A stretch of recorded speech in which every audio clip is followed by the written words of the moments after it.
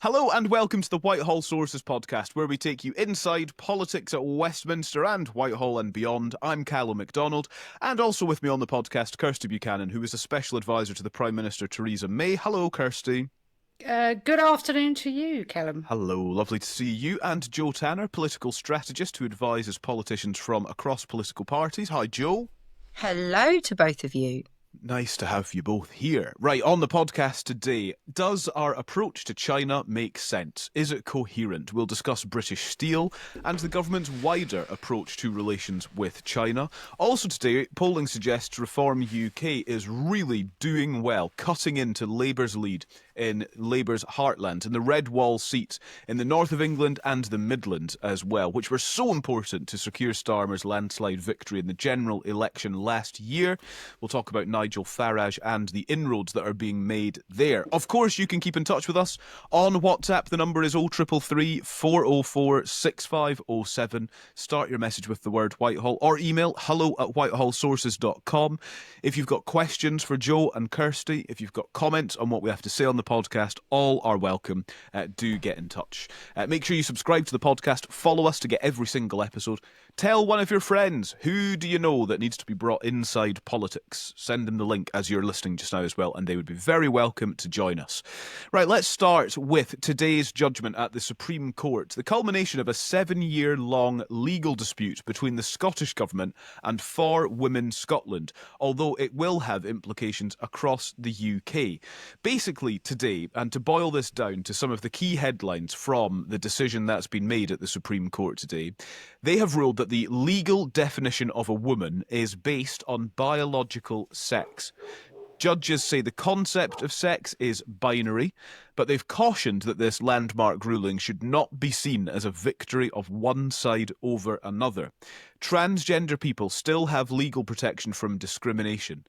Now, all of this is because the Scottish Government had argued that transgender people with a gender recognition certificate were entitled to sex-based protections, while the campaign group For Women Scotland argued they only apply to people that are born female. By way of response, For Women Scotland says it's grateful for the decision after a long road of legal battles. The charity, Scottish Trans, has urged people not to panic. The Scottish Government says it acted in good faith and is going to work with Westminster to understand the full implications of the ruling. So there's lots to untangle, I suppose, about what the real-life impact of this is. But Kirsty, I think we can start at square one here, which is the Supreme Court says the legal definition of a woman is based on biological sex. It is definitive. It absolutely is.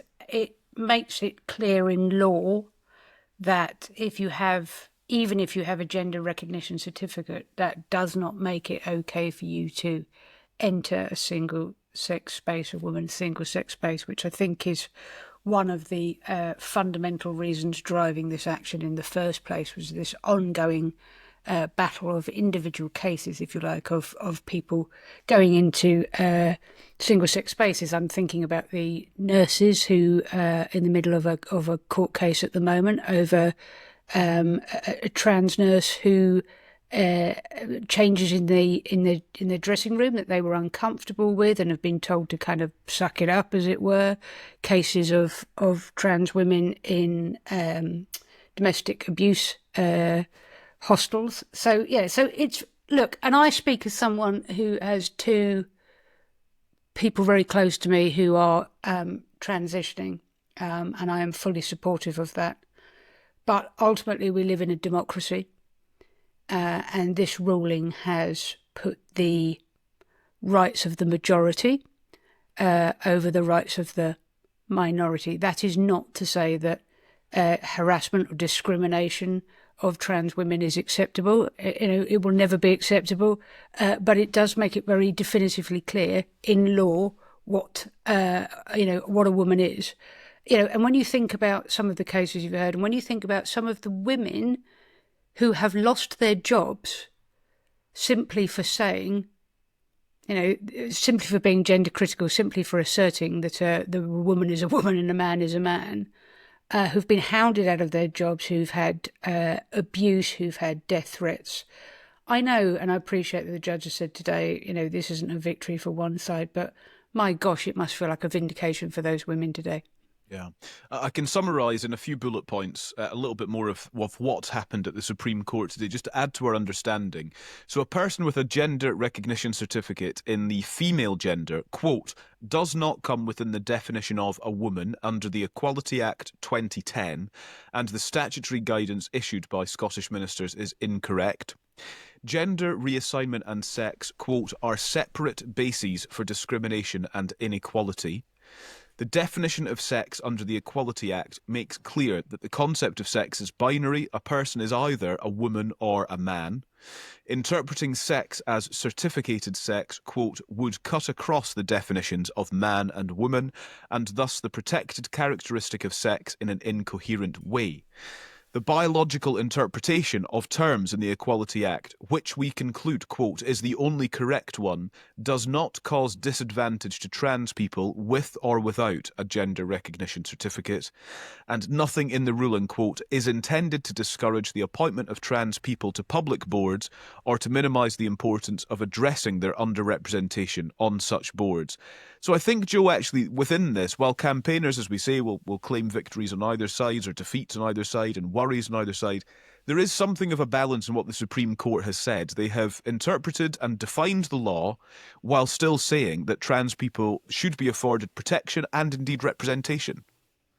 Yeah, and I think that's the bit that we're probably waiting for, how that is going to sort of evolve in terms of how trans people's sort of rights and how they are then going to be regarded in this following this ruling is still probably something that we're waiting for some sort of more formal statements to emerge. But this is just this just has become such a shockingly sort of polarised debate.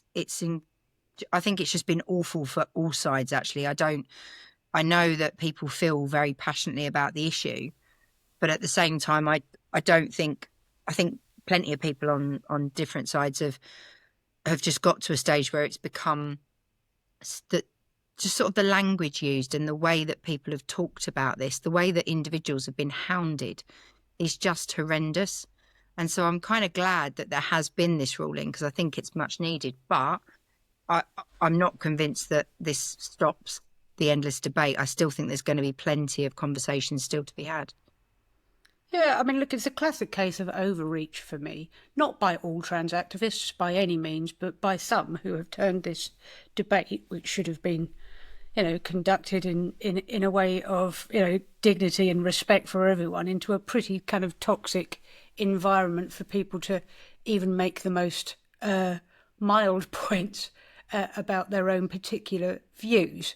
So much as we've recently seen, I think Just Stop Oil have declared that they're going to stop their current tactics and move into something else, where you wait to see what the something else is.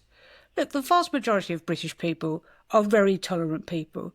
If you want to transition, good luck to you. You will get my respect. You will get my support. But I think where you lose, the majority of the public is when you overreach. And this has been a classic case of overreach for me by an activist lobby, which has become pretty hateful in parts to gender critical women. This is a clarity to this that was long overdue, is entirely based on common sense, has tried to strike the right balance, has quite rightly pointed out that this is not a matter of prejudice or discrimination against trans people at all. It is simply a biological fact being written into law. I think part of it as well, Kirsty, just on that note, if there is overreach, there is also a question of influence, isn't there, on politicians? Because this has directed and shaped political policy making for several years. And Scotland is a great example. Let me just say that two First Ministers, Nicola Sturgeon and Humza Yousaf, have actually both fallen. They have both ended up having to leave office. And gender reform policy has been at least a contributing factor to both of their departures. Certainly for Sturgeon, 100%. And look, if you end up trying to tie yourself in logic knots in the same way that we saw Nicola Sturgeon trying to trying to sort of navigate her way through some pretty illogical positions. There's a reason for that, you know. And I don't, I am going to say it's a victory for common sense, because it is a victory for common sense. If you cannot, have a straightforward argument about what something is or isn't, and you end up trying to define one person as a woman and one person as a rapist, I think was the case of Isla Bryson, was it? Yeah, with Nicola Sturgeon. Yeah. Then you wonder why you lose the public and the trust of the public in issues like this. So yes, pandering to those that shout loudest and shout ugliest in a debate is probably never the right way forward. And I think we've seen the Labour Party, certainly in the UK, try and move back into a much more kind of coherent centrist position on this. But they too had kind of walked themselves into a kind of cul-de-sac of illogic over trying to defend what. It's not that it's indefensible, but it's just not logical. Yeah. It's against the facts. And it is kind of where courts can play their part, because eventually there has to be some sort of decision made in order to guide where everything is going, because of the fact that the politics gets involved. And quite frankly, there have been plenty of politicians who have, suffered at the hands of groups that have been incredibly vocal and quite unpleasant, but also people that, out there that want guidance on this issue and haven't had a voice, quite frankly, because they have been drowned out by noisier groups, of which those groups may claim to represent those people, but those people don't necessarily like how they've even been represented. So it's not as if, everyone's been rowing in the same direction on this, because there's been splintering within some of the groups themselves and for some of the individuals that this is going to affect. So I think, I hope the post ruling conversation becomes a bit more sensible. And I hope that, there is a proper dialogue about how to deal with this, because there are still people for who this really does impact, or at least they feel it will impact, and their needs do need to be considered. But at the same time, I think it's absolutely right that the court has been asked to make a judgment, and that they have. And it's been long running, as we see. So just a bit more background, and then we'll come back to more political responses to try to understand how politicians are going to deal with this, take it on board and move forward from here. So the case dates back to 2018, when Nicola Sturgeon was First Minister, and legislation was passed to establish gender quotas to get more women serving on public boards. That was eventually amended to count trans women with gender recognition certificates, confirming their female gender, as women for the purposes of the legislation. And it's worked its way through Scottish courts, this case. The Scottish courts ruled, that was then upheld in the Scottish Government's favour, that sex was not limited to biological or birth sex and must include those in possession of a gender recognition certificate. That's then been challenged in the Supreme Court, and we're discussing that ruling today, which has described it as discussed, as we've been talking about, that sex, man and woman in the Equality Act must refer to biological sex. So then, we come to the political responses to this. Shall we start with the UK government's response, which said in a statement that ruling has brought clarity and confidence for women and service providers such as hospitals, refuges and sports clubs. Quote, single-sex spaces are protected in law and will always be protected by this government, said a spokesperson in a statement following the ruling. This one from John Swinney, Scotland's First Minister, who's, I have to say, been fairly quiet on gender issues since taking charge of the SNP last year. He said his administration accepts today's Supreme Court judgment. He says the ruling gives clarity between two relevant pieces of legislation passed at Westminster. We will now engage on the implications of the ruling. Protecting the right of all will underpin our actions. And the UK Conservative Party leader, Kemi Badenoch, says the era of Keir Starmer telling us women can have penises has come to an end. She says saying trans women are women was never true in fact and now isn't true in law either. This is a victory for all of the women who faced personal abuse or lost their jobs for stating the obvious. Women are women and men are men. You cannot change your biological sex. Kirsty, there's something of an array of responses there, I think it's fair to say. Yes, look, I mean, it's interesting, isn't it? Both Labour and SNP have referred to the clarity of the ruling, but not, obviously, the words common sense are in neither of their reactions to it. Whereas, obviously, Kemi Badenoch, as you can imagine, has led very heavily on the kind of common sense implications of it, as you would expect. I mean, look, it's we'll wait and see. There's an interesting line in John Swinney's response about protect the rights of all. That actually now seems to be an impossibility. What this has done, as I sort of said at the kind of start, has asserted the rights of the majority over the rights of the minority. And there's no getting away from that. So you can respect and support, you can not discriminate, but I don't see how you square that with protecting the rights of all, because the rights of a trans woman to access a single-sex space is now no longer applicable in law. Joe, what would you say about the responses I've just read out there? And I suppose how the issue of trans rights and women's rights, are going to be discussed among political parties and their leaders. Is this going to be as potent an issue, I suppose, going forward from here, based on those responses, which I appreciate are early responses in all of this? I think in the short term, it's as clear as mud, because I think what will happen is there are plenty of politicians who've been on the record saying something that is contrary to what this ruling now says, and they will be doing their, they'll be finding the right form of words, shall we say.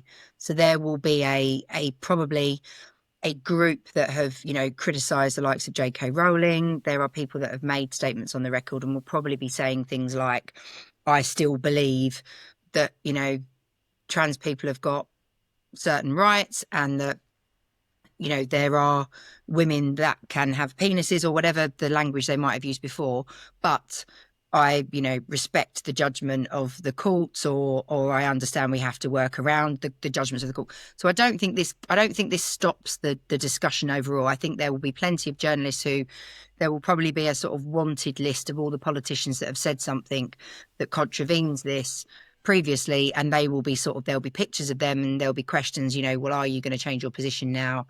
And there will therefore be the party lines then as well around guidance for what politicians need to say and how they should deal with this. And there will be those politicians that will make their own judgment on how to answer these, because they felt quite strongly about this issue and they've probably been lobbied quite hard. So I think in the short term, there will be that discussion. And quite frankly, I can probably guarantee you there will be a ton of people appearing on the airwaves who will all have a different view of what this actually means in practice. So, the law is always interpreted. That is the way the law works. The law is interpreted, and depending on how it's applied in the future will become, the convention, because that's how it's done. And there will probably be another case at some point because of how it's been interpreted. So I think there will be a significant amount of people thinking about their own position in terms of what they want to say as a result of things they've said before. There will also be a bunch of bodies who will need to make a decision on what this means for them, because there will be things they'll have to change, or they might have already had plans in place that they'll need to change. So that will all be developing. And in the long run, I'm not sure, because we could end up with umpteen other, there could be other cases brought, there could be other issues that come up. We will see how that unfolds. But I do think there'll be a significant amount of scratching of heads, as well as, various groups and individuals claiming victory over positions that they've held so far. I think it's done the UK government, the Labour government, a huge favour, actually, for some of the reasons that Joe's just outlined about. No matter what my views were in the past, I respect the ruling of the court, etc., etc. So it's almost like a get out of jail free card for some on the sort of centre left, if you like. Obviously, it's no drama for those on the centre right. Where I think it is still quite problematic is for people within the SNP, who have a much more progressive left support base than UK Labour, and I wonder with the Scottish elections coming up next year whether there will be some kind of individual case that will flare this all up again, and leave John Swinney in a very kind of awkward dancing on the head of a pin kind of position. So I think it's problematic for them. I think it's done Starmer, a lot of, we talked about this a lot with Sunak. We used to sort of say, Sunak was an unlucky general. And whilst obviously there is a lot of mirroring of Starmer in kind of Sunak, in that kind of technocratic, if I just do delivery, I don't need to do the kind of bells and whistles, tell a story kind of thing. I think they still mirror each other a lot in that. But some stuff, it's very early days, but after a very, very rocky start, some of this kind of stuff is falling in Starmer's favour at the moment. And he's beginning to look, at least for now, one swallow doth not a summer make, but at least for now, he's beginning to look a little bit more like a lucky general.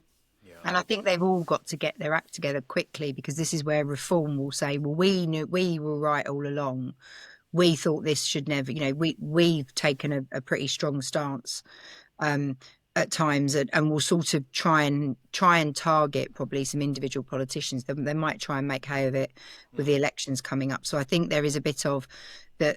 The main parties have got to get their act together pretty quickly in terms of what they're going to say in response, how they're going to articulate the positions that have been taken by individuals. And I agree with Kirsty. I think it is an opportunity. As much as some individuals might feel awkward or might feel that it's difficult because of what they've said, ultimately the clarity is there. Yeah.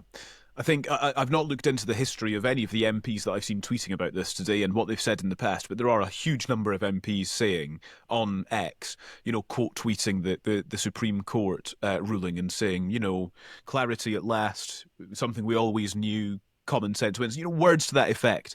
And as I say, I don't know if they're changing position, but it already feels like there's a bit of cover to say that all of a sudden for politicians. And as you guys are saying, maybe that's going to be the kind of theme going forward. And also for the media, Calum, I think there's already been, a few people are picking out interviews and suggesting that even some of the tone that has emerged since the ruling in terms of the conversation is slightly different to how it was prior to the ruling, in terms of the way that individual maybe interviewers are going to handle sort of this discussion moving forward. So, there's a lot of questions different organisations have got to ask and decide on how to move forward. I think it's a very good point. And earlier this year, Kirsty, on the subject that you raised there of the Scottish parliamentary elections next year, on our other podcast, Holyrood Sources, we spoke to Anas Sarwar and Jackie Bailey, leader and deputy leader of the Scottish Labour Party. And it was on our podcast that they said that they backed the nurse, Sandy Peggy, who's in the middle of that tribunal with NHS Fife, the employer who she's taken to tribunal because she was suspended after raising issues with having to share a female changing room with a trans doctor at that point as well. I wonder what happens. NHS Fife have put out a statement today saying, we basically words to the effect of, we note the ruling, we'll consider what it means for us. Well, I hope that they apologise and back down. Yeah. Is what I hope. That is the ruling. That is the law. Finally abide by it, apologise to these women who have been really put through the ringer, and suffered all kinds of abuse to go, to take this to court and not had their concerns taken seriously. I've watched them being interviewed on things and they sort of said, look, we kept on raising it and people kept on saying, yes, we hear you, we understand, we'll get back to you. And then just kind of nothing happened. They didn't want to be, gender critical champions of womankind. They just wanted to be able to change in a changing room without feeling, intimidated. Not that I'm not suggesting the doctor in any way was intimidating, but feeling awkward in their own dressing room. They wanted quite literally a safe single-sex space. And to be able to not have those concerns properly addressed, I think they're owed an apology.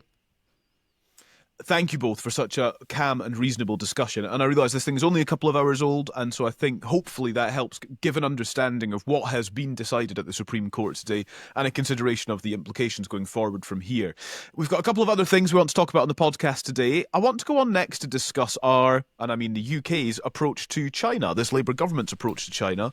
So in the last few days, the Labour government has taken a step towards nationalisation. It's not full nationalisation of British Steel and the the plant in Scunthorpe, but it has basically sidelined the Chinese company Jingye, which the Labour government has been at pains to point out had been basically running the Scunthorpe plant into the ground to all intents and purposes, and so the government felt it had to step in order to save the blast furnaces at Scunthorpe and go and save British steel at this point.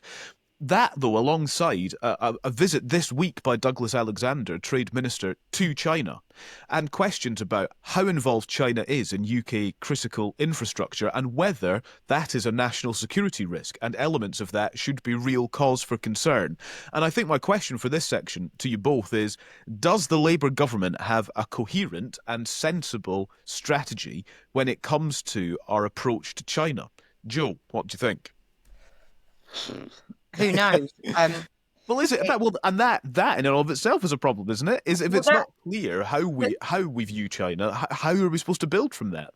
I think that the problem is that there is a reliance on China for various reasons, and there has been a sort of a creep, as it were, over many years where China have sort of just moved quietly into holding very sort of specific roles. I can remember meeting a hedge fund boss years ago who sort of said to me, have you seen all these major committees, whether it was the UN or different organizations, global sort of decision forums, and how China had taken a really sort of key role in different places. And they'd kind of quietly done it, but they'd sort of they'd ended up with like 3 out of the 7 seats or something on some sort of group here and there. And there was just a sort of, they've just been very clever at just positioning themselves. And quite frankly, they've been involved in stuff where we've benefited because they've been involved. But the problem is, it's not a position that's necessarily going to work forever. The challenge, I think, with the China strategy is, I'm sure there is a strategy, and I'm sure that there's a lot of work going on. We're perhaps not talking about it because maybe it's not a good time to talk about it, particularly given Trump's relationship with China. But I find the whole thing very interesting because from a communications point of view, there is a real challenge that you can go out and have these conversations, you can be engaging with China, but then you've also got what happened at the weekend where you've got a political party leader sitting on the effectively national broadcaster's flagship political show and is talking about a Chinese company being liars. And Nigel Farage was pretty clear about his views about the role of China and the role of the Chinese company in what was going on in Scunthorpe, and was pretty,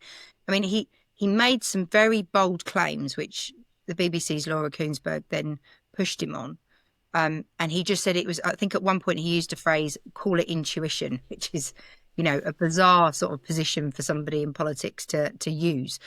But, you've got that happening where then what does the UK government do? The UK government then is sort of asked as a follow-up, well, do you think they've lied? Do you think they've been dishonest? And this sort of unravelling then debate about the sort of conduct and the sort of position, the methods, the approach that a company has taken, and therefore, what does that mean for your future ability to negotiate with potential other Chinese companies if we do want them involved because we need the investment, or even with the Chinese government when we're talking to them about bigger issues? So there is a sort of strange kind of challenge going on really for the government in terms of how much of a position they take and how vocal they are, because there's all this other noise going on from all different directions.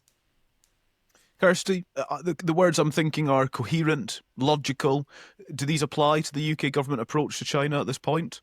That's a bloody mess, isn't it? I mean, let's be honest. We've got a government which, for reasons that I do not understand, is being allowed to spin, this debacle with Scunthorpe as sort of, riding to the rescue rather than facing questions about why on earth it left it to the last minute to step in and save this critical piece of our industry, despite being warned for months and months and months that this was an issue.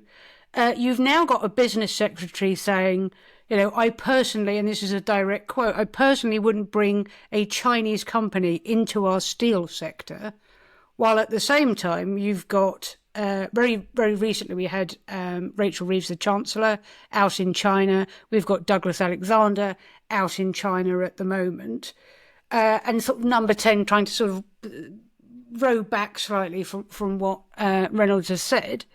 And look, I worked for Theresa May, who was a prime minister who took the decision to keep Huawei out of critical core telecommunications, 5G network infrastructure, for this very reason.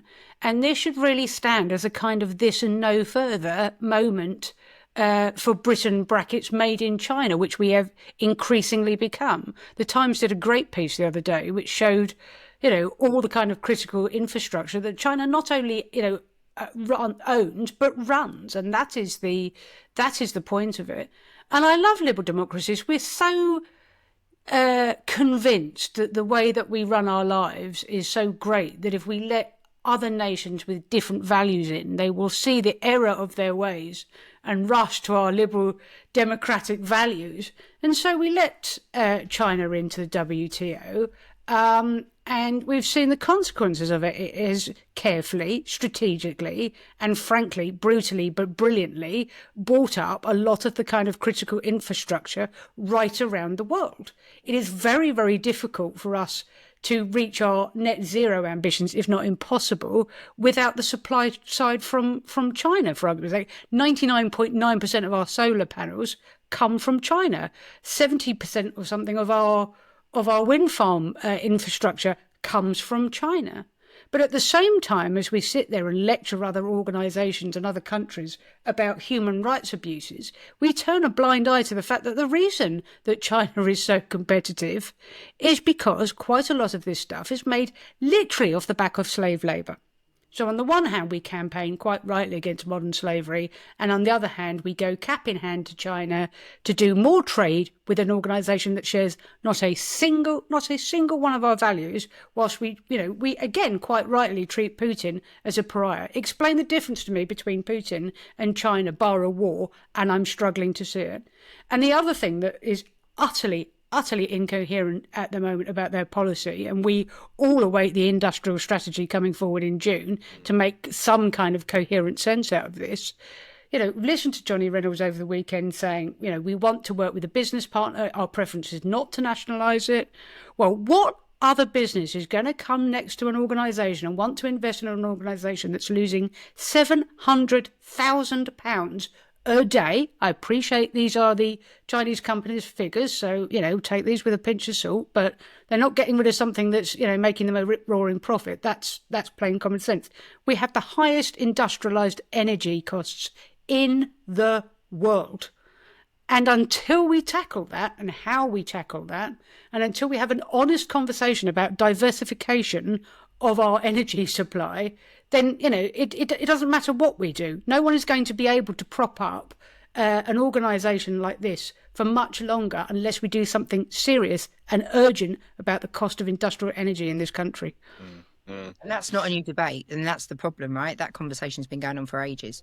And that is where I think I don't think previous governments have nailed it, but certainly this government has not really talked a good game, if a game at all, on what does that strategy really look like and what does it need. It just feels like there's been lots of separate announcements and considerations without really joining the whole thing up, because that is what is needed. You can't have a situation like, you can't have critical infrastructure that is then so vulnerable. Like, that has to be your first priority, surely, as a government, is to make sure that your critical infrastructure is protected. And as Kirsty... Sorry, Joe, it is. The first duty of any government is to keep its country safe. Yeah. First duty. And the problem is that it isn't really reflected in the way that you sort of hear the government talk or feel the government is talking, particularly, as Kirsty said, when you leave it to the last minute, when you leave it as late as they did, it sort of looked, it looked pretty desperate to then have this, all the pictures. I get that, MPs turned out on a Saturday and, whoopee-doo. But really, did it need to be done like that? You know, did it really need to happen? No, it didn't. You know, I think the criticism of, while I respect the fact that the MPs went, and part of that was all about them trying to explain why constituency events were being cancelled because they had to go to London, and I get the optics, but at the same time, this sort of, you know, big "we've all ridden to the rescue" sort of message, really, it doesn't really wash, because it was clear that more should have been done far earlier than it was done. And I think the sort of, you know, kicking the can down the road on this and sort of hoping that day wasn't going to come, just, it was obvious it was going to have to happen. And so therefore, you know, have you not just waited too long and made the situation even worse because you waited so long? So I think the sort of, you know, that how long can we wait for an industrial strategy to, you know, to really be in place and making a difference? Like, we seem to have a lot of conversation, but again, as Kirsty said, you know, the energy piece, it's not joined up. There's still a row about what's going on around employers, what's going on around workers' rights. There are still so many other conversations happening that actually, how do we have thriving industries that actually do make what we need and provide what we need as a country and help us make the money, have the investment we need, and make the UK a success in the way that it should be? And Keir Starmer is going to have to start playing referee here and picking a side between the Treasury and Ed Miliband, who has already disgracefully let the only refinery that we had left in the United Kingdom close at Grangemouth, is winding down oil and gas licenses and, you know, causing the rapid deindustrialisation of the North Sea, whilst lecturing us all about having a clear and coherent plan for managing that transition. It is nothing of the sort. You know, you need to talk to anybody that works in the supply chain or directly in North Sea industries, and we are losing industry investment. We are losing high-skilled workers to other parts of the world that don't have a problem with diversification of their energy supply. Even when, and this blows my mind the most, even if we hit net zero, we will still be reliant on gas, which we will have to import, whilst at the same time we've closed our own gas fields in the North Sea. It is bonkers to me. And we will still have to import coking coal for Scunthorpe, which we could have made here. We could have got out of the ground in Cumbria in that Whitehaven coal mine. But Ed Miliband insisted on that wasn't going to go ahead either. Now, I know you can't immediately get it out and it would take a few years, but what is the long-term future of Scunthorpe? You know, if we have to, you know, continue to import iron ore and coking coal from across the world. And this particular shipment came from Japan. But do you know where we get most of our coking coal from? We get it from America, who at the moment want to slap tariffs on absolutely everything that we bring in. So, you know, if you want to have kind of a secure nation, you're going to have an honest conversation about diversifying our supply. Now, I'm not going to bore everyone with carbon budgets, but there is flex within those. And at the moment, for me, I think it's far too far in one direction. It makes us hugely over-reliant on countries like China that we can't trust. And frankly, at the moment, quite reliant on countries we can't trust like America either. So, you know, let's have an honest conversation about whether we need to rethink. It's too late for Grangemouth. I know that. Breaks my heart. I don't think it's too late for the North Sea. I think the window is closing, but I think we can still do something. And I don't think it's too late for Whitehaven either. But Keir Starmer has got to step in here. You know, look, I respect Ed Miliband, but, you know, this is you cannot sacrifice British security and British industry on the, you know, ideological altar of net zero. You just can't. Not in this world. It's too dangerous. We have got 5 minutes left on this podcast, and we want to talk about some new polling that was reported in The Sun this week. Headline, of course, Keir's worst nightmare. I love Sun sub-editors. Honestly, love them. I can't get enough. It's one of the joys of working first thing in the morning is I feel like I'm one of the first people to see the Sun's front page. Anyway, right, here's some of the stats. They have done polling in the north of England and in the Midlands as well. Some key Labour constituencies, heartlands, red wall seats, those places that absolutely came back to Sir Keir Starmer for 2024, having gone other ways in 2019. And this polling suggests they may be drifting from Labour once again, those voters. So, for example, let's have a little look at vote share as perhaps one of the key indicators in all of this. Labour in 2024, 39%. Now, 27%. And Reform UK was 18% last year, now 30%. The Conservatives, meanwhile, have dropped a couple of points to 22%. The Greens and the Lib Dems are kind of bubbling away around 10% each. Is Britain broken? 68% of people polled in these areas say yes. And so, can we draw a connection between broken Britain and a rising support for Reform UK? Kirsty. The straightforward answer to that is yes. I'm afraid populist right parties with simple solutions to complex problems will always rise in moments of turbulence, economic insecurity, etc., etc. But the conversation we've just had does show exactly why there is such a wide open space for Nigel Farage to move into. Because who stands up for blue-collar workers in this country? Is it the metropolitan elite that runs the Labour Party? No, it is not. That is the reality of it. What happened in the Red Wall capture was an allergic reaction against the Conservative Party, not a full-throated embrace of the Labour Party. We've said this a million times. Their support was broad, but it was a mile wide and an inch deep. And actually, they are showing here, I think, particularly with stuff like Scunthorpe, Grangemouth. What is the difference between Port Talbot, which they let those blast furnaces close in Port Talbot, and the difference with Scunthorpe? Cynics might suggest it's because there's local elections coming and a Lincolnshire mayoral contest coming. That might have been the critical difference, and the fact we were literally down to our last gasp of a critical industry in this country. So it's easy to see why reform is taking hold in this country. I think like everything else in life, I'm a radical centrist. I don't like populist parties that are a little better than snake oil salesmen that pretend that they have the answer to all of life's ills, and here it is, it's inside my coat, and I've got silk stockings, and I've got, a solution to immigration, and I've got a solution to globalisation, and here it all is, folks. But I can absolutely understand it, because, the Labour Party is not the party of the working class anymore. It is the party of the intellectual, urban elite. Joe, do you agree?